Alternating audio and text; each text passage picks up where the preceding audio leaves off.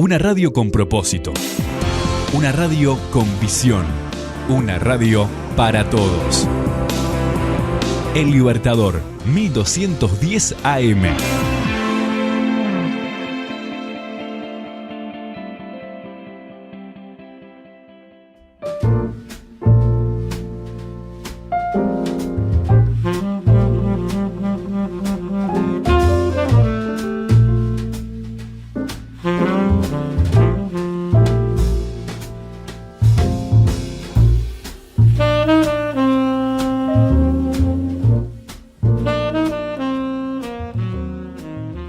Continuamos con Punto de Partida aquí por la 1210 AM Radio El Libertador, como todas las mañanas acompañándolos. También nos podés sintonizar por el www.ellibertador.com.uy, como siempre digo, con alguna aplicación de Radio Uruguay, TuneIn Radio, El Libertador de Vergara, y ahí nos podés entonces sintonizar en cualquier parte del mundo. Si no, a través de nuestros canales de YouTube, también de Facebook, Twitter e Instagram, donde colgamos las columnas también para que puedan seguirnos y estar mirándonos. Hoy con Jenny Queriquian. ¿Cómo estás, Jenny? ¿Cómo estás, Carlos? Muy bien. Contenta nuevamente de estar con ustedes. Un gusto tenerte con nosotros. Siempre es lindo y ya hacemos terapia de paso. Pero es lindo tenerte y charlar de tema. Hoy estamos con el TAF, la segunda entrega. Contanos un poquito de qué vamos a hablar. Bueno, seguimos entonces, y por las dudas aclaro que no hacemos terapia, en realidad conversamos de algunas cosas, porque si no los colegas que me están escuchando dicen, no, pero eso no es hacer terapia, y tienen razón, esto no es hacer terapia, esto es conversar un rato acerca de las cosas que nos pasan, claro. y siempre es agradable poder hacerlo, y es sanador, porque realmente el diálogo es sanador. Bueno, estábamos en esto del TAF, Carlos. Hablamos de trauma en el programa anterior, y hoy vamos a hablar de angustia. ¿Y por qué juntar, no? Como los hinchas Peñarol en este momento. Bueno, no, ahí no nos podemos meter porque acá estás hablando con una mancha, entonces, viste, no.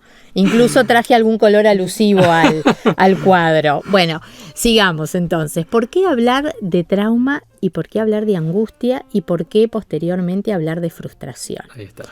Porque son todos conceptos desde la psicología que desde un lugar están unidos, tienen como que esos puntos de conexión. Entonces vamos a hablar un poquito hoy de lo que es la angustia. Realmente vemos muchas personas angustiadas en la actualidad. Vamos por la calle, vemos gente llorando, uno va en el ómnibus y ve que alguien se emociona. Sí, creo que en este tiempo también, después de la pandemia, ha florecido un poco, ¿no? Sin duda, porque justamente la angustia es una respuesta psicológica y aparece como reacción ante los síntomas de ansiedad, de miedo o de peligro. Entonces, ¿cómo no va a aparecer entonces la angustia después de toda esta situación que también estamos viviendo, ¿no? Una situación en la que hay miedo, una situación que nos provoca ansiedad porque justamente provoca incertidumbre también, no sabemos qué es lo que va a pasar en el futuro, una situación de peligro donde el hecho de enfermarse puede causar peligro para nuestra vida y para la vida de quienes nos rodean. Entonces, la angustia es algo que está muy presente y podríamos decir de que en los últimos tiempos es algo que está muy visible también. Esa angustia que uno ya la ve exteriorizada, que no es solamente aquel nudo que tenemos en la garganta que nos provoca angustia, sino aquello que también se puede ver, ¿no? Queda visible entonces ante los demás. La angustia entonces es una respuesta psicológica que aparece como reacción ante los síntomas de ansiedad, de miedo o de peligro, o por lo menos en forma genérica podemos decir entonces que esto es la angustia. Es un estado emocional intenso, no es algo que nos pasa en forma desapercibida. La angustia es un estado emocional intenso y es interpretado, o al menos es así descrito por quienes lo viven, ¿no? Como algo muy desagradable, es como que esto que no puedo soportar, ¿no? Esto insoportable, esto como que me inunda y va más allá de lo que yo puedo estar tolerando. Entonces, esa es la sensación muchas veces que relatan, ¿no?, los pacientes o las personas que tenemos alrededor nuestro de lo que es entonces la angustia. ¿Y cuáles son algunos de los síntomas? Porque algunos que nos está escuchando o que nos están viendo se pueden preguntar, y bueno, ¿y cómo me doy cuenta si yo estoy angustiado o no estoy angustiado, ¿no? ¿Cuáles son los síntomas entonces que podemos tener? Muchas veces esto se relaciona con el dolor en el tórax, ¿no? Este dolor en esta parte superior del cuerpo, una sensación de asfixia. Algo que no es tan corporal, pero que sí lo podemos ver reflejado, y es esta irritabilidad. Una persona a la que le hablamos y todo lo que le decimos le cae mal. Y no solamente que se cae mal, sino que se irrita, o sea, se lastima por eso que le estamos diciendo, pero no se lastima una vez, de vez en cuando. Es algo que se da... ¿Y la irritación es una forma de defensa? Es una reacción en realidad. Bueno, sí. Es una reacción a eso que nos está pasando en forma interior, ¿no? Tal vez la mala contestación o la evitación sea una forma de defensa, pero la irritabilidad es un síntoma justamente que lo que hace es estar diciendo lo que a mí me está pasando por dentro, ¿no? Y cuando hablamos de esto, siempre hay algo que tenemos que tener presente. Y tenemos que medir, esto que tenemos que tener presente es lo siguiente: poder medir la frecuencia y la intensidad de estos síntomas. Porque si yo estoy diciendo, por ejemplo, dolor de tórax, sensación de asfixia, irritabilidad, también podemos nombrar como síntoma el dolor de estómago o unas diarreas prolongadas o una inestabilidad en lo que tiene que ver con la emocionalidad, o que por momentos me desmaye. Si yo nombro esto, lo más probable es que todos aquellos que nos estén escuchando o que nos estén viendo estén diciendo, bueno, pero yo una vez tuve esto, entonces ¿será que tengo angustia? Por eso la importancia de poder medir la frecuencia y la intensidad de estos síntomas. Cuando hablo de frecuencia, algunos preguntarán, y bueno, ¿y cómo hago para medir la frecuencia? Bueno, los 7 días de la semana es un buen indicador. Tenemos 7 días en la semana. ¿Yo tengo estos síntomas 6 días de la semana? Sería una buena pregunta. Y cuando hablamos de intensidad, ¿qué me pasa? ¿Solamente cuando estoy llegando a mi casa? ¿O me pasa desde que salgo de mi casa hasta que vuelvo a mi casa y eso no me permite descansar? Entonces ahí la intensidad es un tanto más profunda. Un poquito para poder dar algunas recomendaciones de cómo medir entonces la frecuencia con lo que me está pasando y la intensidad de estos síntomas para poder reconocer. Y yo creo que si nosotros nos asinceramos con nosotros mismos, y en el programa pasado hablábamos de poder conocernos, ¿no?, de darnos ese tiempo para el autoconocimiento. Si nosotros somos sinceros con nosotros mismos, nosotros podemos darnos cuenta si estamos pasando por un tiempo, por un periodo entonces que estemos con angustia. Y si esto es lo que está sucediendo en tu vida, qué bueno sería también que puedas conocer un poquito más y que puedas entender qué es lo que está causando esa angustia. Tal vez sea esa herida abierta de la que hablábamos en el programa anterior, de ese trauma, que es lo que hoy por hoy entonces está causando la angustia. Puede haber un disparador entonces en algún momento que no lo conozcamos y que te produzca esa angustia. Sí, claro que sí. Y justamente es una de las cosas que más se indaga, ¿no? ¿A partir de cuándo fue que empezaste a sentirte de esta manera? ¿O podés recordar algún momento particular en el que estos síntomas los empezaste a vivir en forma más intensa? Entonces, sin duda de que pueden haber situaciones que estén latentes, ¿no? Lo que nosotros llamamos latentes, como que están ahí a la espera, como que vamos a poner un ejemplo de los correos electrónicos. Los tenemos en la bandeja de salida, ¿no? Pero no los enviamos. muchas veces tenemos situaciones ahí, en la bandeja de salida, latentes, ¿sí? Como que están esperando qué, y muchas veces eso es lo que se dispara cuando viene una situación que nos desborda. Entonces ahí es como que estaban latentes, estaban esperando y surgió algo que hizo que eso se despegara.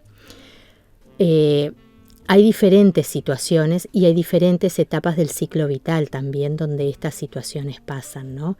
Lo importante es que, si bien pasa a todas las edades, a mí me gusta cuidar mucho a la adolescencia. Entonces, en la adolescencia tengamos, los papás, los adultos, los referentes, tengamos bien presentes que muchas veces en la adolescencia hay muchas situaciones que están latentes y que a partir de diferentes disparadores puede ser entonces que se desarrolle una angustia u otro tipo de cosas, ¿no? Vamos a hablar un poquito de sinónimos, que pueden tener este concepto de angustia, ¿no? Porque decimos, hay angustia, y angustia que es todo es angustia, por claro. todo está angustiado, ¿no? Muchas veces... Tristeza no es angustia. Bueno, es parte, pero no... Sí, es un sinónimo. Lo que pasa que es muy fina esa línea, ¿no? Justamente uno de los sinónimos de la angustia es la tristeza. Cuando nosotros estamos en una tristeza que tiene una intensidad grande, entonces podemos llegar a angustiarnos. Claro. ¿No? Otro sinónimo es la aflicción, el dolor, bueno, la tristeza, como dijimos, el desconsuelo, el agobio, la inquietud, la ansiedad, el desasosiego. Todos estos son sinónimos entonces de angustia. Por eso el hecho de no generalizar, ¿no? O sea, nosotros no nos angustiamos. Muchas veces mal usamos el término también, ¿no? O no deberíamos angustiarnos, por ejemplo, si llegamos 5 minutos tarde al trabajo. No debería ser un motivo de angustia, ¿no?